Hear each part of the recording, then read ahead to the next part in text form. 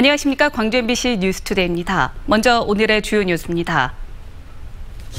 퇴행성 관절염 및 콜레스테롤 때문에 생긴다는 사실을 광주과기원과 전남대 연구팀이 세계 최초로 밝혀냈습니다.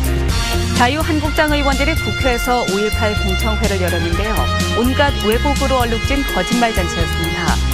문재인 대통령이 광주형 일자리 모델을 전국에 확산시키자고 말했습니다. 청와대는 최소 한두 곳에서 광주형 일자리를 도입하도록 지원을 준비 중입니다. 4대강 보수문을 개방한 이후 하천 자정 능력이 향상된 것으로 나타났습니다. 특히 영산강의 자정 능력 회복이 다른 강보다 두드러졌습니다. 지난해 4대강 보수문을 개방한 이후 자정 능력이 향상된 것으로 나타났는데요. 영산강의 자정 능력 회복이 가장 돋보였습니다.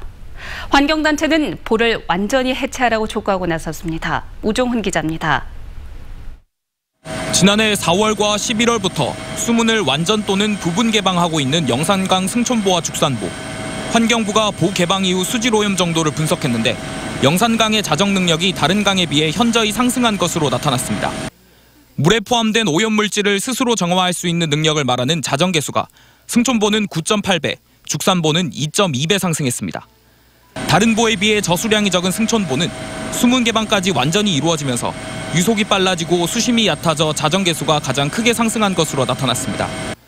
특히 녹조의 원인으로 지목되는 유해 남조류의 경우 승천보에서는 보 개방 이전 같은 기간에 비해 15% 수준으로 감소했습니다. 뿐만 아니라 야생동물의 서식 환경도 개선됐습니다. 보 개방 이후 영산강에는 이처럼 야생동물들이 살 수 있는 서식지인 모래톱이 물 위로 드러났습니다. 환경부는 이런 변화가 수 생태계에 긍정적 영향을 미칠 것이라고 말했습니다. 자정 개수도 큰 폭으로 증가하는 것처럼 수질 수생태의 개선 가능성을 확인할 수 있었다고 평가하고 있습니다. 환경단체는 수문 개방 효과를 인정하지만 아직 보 구조물 주변에 오염물질이 남아있어 완전한 복원을 위해 보 해체가 필요하다고 주장합니다. 영산강의 이제 평탄화 문제라든가, 다음에 이제 그 보호 구간, 이제 고정보 구간에 발생하는 이제 퇴적이라든가 이런 문제는 그대로 남아있기 때문에 단기적으로는 저희가 보호 해체까지도 진행되어야만. 보 개방에 따른 관측 결과에서 수질 개선 가능성이 확인된 영산강. 오는 13일 4대강 보 처리 방안 발표를 앞두고 있는 환경부가 어떤 결론을 지을지 관심이 높아지고 있습니다. MBC 뉴스 우종훈입니다. 문재인 대통령이 광주형 일자리 모델의 전국적 확산이 필요하다고 말했습니다. 문 대통령은 전국 시군구 기초단체장과의 간담회에서 이같이 강조하고 어느 지역이든 노사민정의 합의로 광주형 일자리 같은 사업을 추진하면 성공을 위해서 적극 지원하겠다고 밝혔습니다.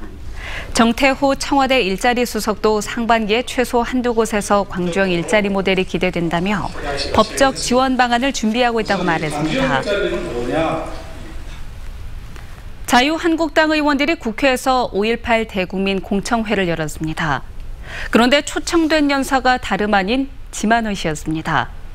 5.18은 폭동이고 북한군이 개입했다는 주장이 어김없이 되풀이됐습니다. 진상규명이 시급한 때 국회의원들이 거짓말 잔치를 열었다는 비난이 쏟아졌습니다. 김인정 기자입니다. 국회에 등장한 지만원 씨가 전두환은 영웅, 5.18은 북한군이 개입한 폭동이라는 등 주장을 쏟아냅니다.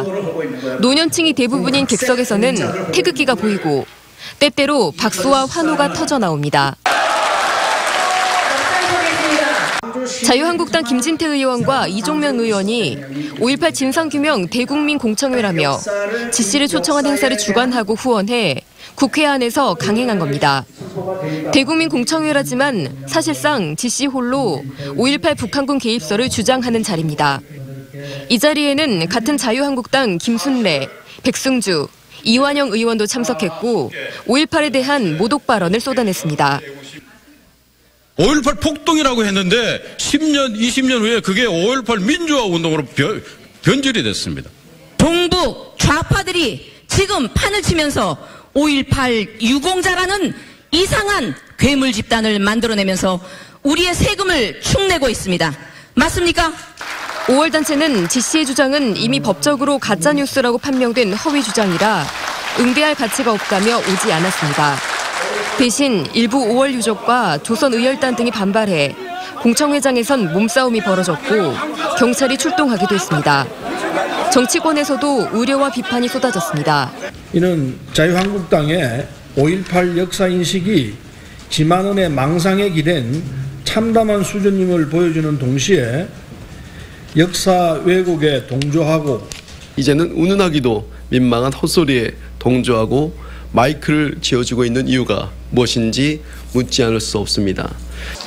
더구나 5.18 진상규명이 시급한 시기 공당의 국회의원들이 나서 극우 세력이 5.18에 대한 거짓 주장을 하도록 국회에 멍석을 깔아준 건 국민에 대한 우롱이라는 지적도 나옵니다.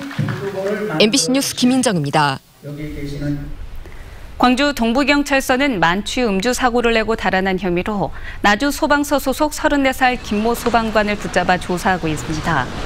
김 씨는 어제 새벽 3시 30분쯤 광주시 동구 호남동의 한 교차로에서 면허 취소 수준인 혈중 알코올 농도 0.139%인 상태로 차를 몰다 택시를 들이받아 택시기사 52살 임모 씨 등 2명을 다치게 한 혐의를 받고 있습니다. 신호 위반을 한 김 씨는 사고 직후 1km를 달아난 혐의도 받고 있지만 김 씨는 도주 혐의를 부인하고 있는 것으로 알려졌습니다. 광주시가 설 명절 성수식품 단속을 통해서 원산지 표시 위반 업체 4곳을 적발했습니다. 적발 내용을 보면 3개 업체가 원산지를 거짓이나 혼동 표시했고 1개 업체는 유통기한 등을 표시하지 않았습니다. 광주시는 3개 업체를 검찰에 송치하는 한편 해당 자치구에 영업정지 등의 행정조치를 통보했습니다. 구제역 확산을 막기 위해서 광주에서 열릴 예정인 대보름 행사가 연기되거나 취소됐습니다.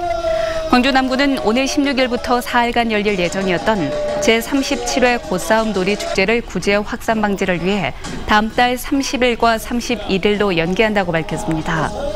광주 시립민속박물관도 오늘 16일 열 예정이었던 빛고울 정월대보름 한마당 행사를 취소하기로 잠정 결정했습니다.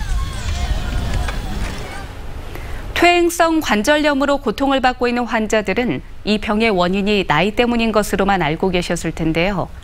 국내 연구진이 퇴행성 관절염의 원인이 콜레스테롤이란 사실을 세계 최초로 규명했습니다. 예방과 치료법 개발에 실마리를 제공할지 기대됩니다. 남구욱 기자가 취재했습니다. 79살의 박청치 할아버지는 지난해부터 무릎이 아프기 시작했습니다. 밭일을 하지 못하는 것은 물론 제대로 걷지 못할 정도로 통증이 심해져 병원을 찾았더니 퇴행성 관절염 진단을 받았습니다. 요 왼발을 드들 때 이 뼈 사이가 닿으니까 그때 그것이 제일 통증이 많아요. 그것이. 수술 이외에는 뚜렷한 치료법이 없고 흔히 나이가 들면 발생하는 것으로 알려진 퇴행성 관절염. 국내 연구진이 그 원인을 찾아냈습니다. 광주과학기술원과 전남대학교 공동연구팀은 콜레스테롤이 퇴행성 관절염의 원인이라는 사실을 세계 최초로 밝혀냈습니다.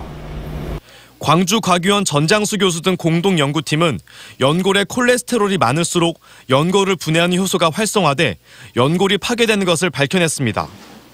퇴행성 관절염이 콜레스테롤에 의한 대사성 질환이라는 사실을 최초로 밝혀낸 점을 인정받은 이번 연구는 세계 최고 약술지인 네이처지에 게재됐습니다.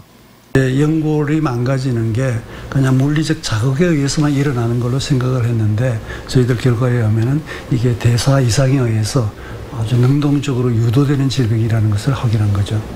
세계 인구의 10에서 15%, 국내에만 440여만 명의 환자를 괴롭혀온 퇴행성 관절염. 급속한 고령화로 접어들고 있는 현 시점에 이번 연구 결과가 퇴행성 관절염의 예방과 치료법 개발에 실마리를 제공할지 주목됩니다. MBC 뉴스 남궁욱입니다. 장희국 교육감이 북측 교육 관계자들과 남북 교류 사업을 논의합니다. 광주시 교육청에 따르면 오늘 12일부터 이틀간 금강산에서 열리는 남북 공동선언 이행 연대 모임에 장희국 교육감이 남측 대표로 참석해 북측 관계자들에게 남북 교류 사업을 제안할 예정입니다. 제안서에는 학생 독립운동 자료 교환과 공동조사, 그리고 평양 역사문화 견학단 파견 등의 내용이 담긴 것으로 알려졌습니다. 다음 달 공식 개관을 앞두고 있는 광주 브랜드 상설 공연장에서 테스트 공연이 진행됐습니다. 최근 10억 원을 들여서 상무 시민공원 안에 있는 광엑스포 주재관을 리모델링한 광주시는 150석 규모의 공연장을 마련하고 시설 점검 차원에서 시립 창극단을 초청해 테스트 공연을 벌였습니다. 광주시는 다음 달에 해당 공연장을 정식으로 개관한 뒤 매주 한 차례씩 정기 공연을 마련할 예정입니다. 기아 타이거즈가 다시 우승권으로 반등하기 위해서는 마운드의 안정이 필수적입니다. 특히 4호 선발이나 마무리 투수가 확실해야 좋은 성적을 낼 수 있을 텐데요. 아직 보직이 정해지지 않은 이 자리들을 놓고 모든 투수들이 경쟁하고 있습니다. 일본 오키나와에서 윤근수 기자가 전해드립니다. 올해도 에이스는 양현종 선수입니다.